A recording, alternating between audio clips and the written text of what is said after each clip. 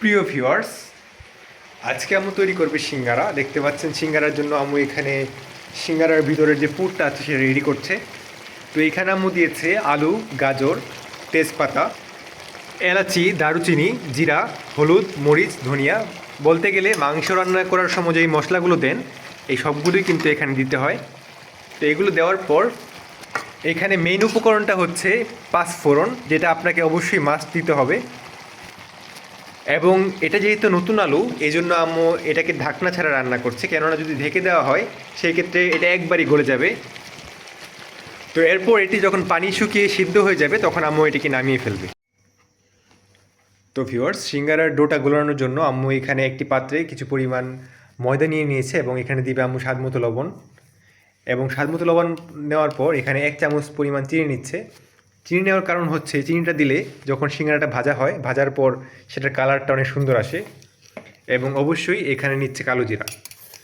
তো এগুলো দিয়ে আম্মু কয়েক ঘন্টা আগে সিঙ্গারার যে ডোটা আছে সেটা বানিয়ে রাখবে। সবগুলোকে একসাথে মিক্স করে এবার এখানে অ্যাড করছে কিছু পরিমাণ তেল। তো আপনারা আপনাদের সুবিধা মতো পরিমাণ অনুযায়ী তেল নিয়ে নেবেন। তো তেল দিয়ে ভালোভাবে সবগুলো উপকরণ আগে মিক্স করে নেবেন পানি মেশানোর আগে। এবং অবশ্যই মনে রাখবেন ডালপুরির চেয়ে সিঙ্গারার মধ্যে তেলটা বেশি পড়ে। এবার এখানে দিয়ে দিচ্ছে আম্মু অল্প পরিমাণে পানি। এইভাবে পানিটা দিয়ে তারপর ডোটা পারফেক্টলি গোলানো হবে। প্রতিবার কিন্তু অল্প অল্প করে পানি নিয়ে তারপর করা হচ্ছে, একবার সব পানিটা দিয়ে দেওয়া হয়নি। তো এইভাবে যখন আপনারা মিক্স করবেন তখন দেখবেন ডোটা অনেক সুন্দরভাবে হয়েছে। তো এইভাবে করার পর দেখতে পাচ্ছেন এইভাবে অল্প অল্প করে পানি নিচ্ছে আম্মু।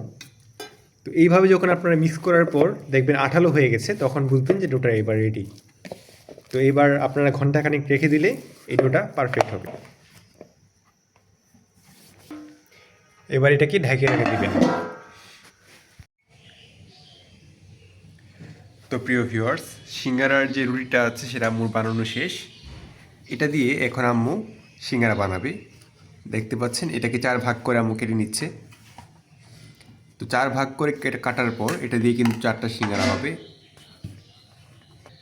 এখানে একটি পাত্রে আম্মু হালকা একটু পানি নিয়েছে। এই পানিটা নিয়ে এইভাবে মাঝখানে লাগিয়ে তারপর চাপ দিলেই সিঙ্গারার মতো ভাঁজ হয়ে যায়।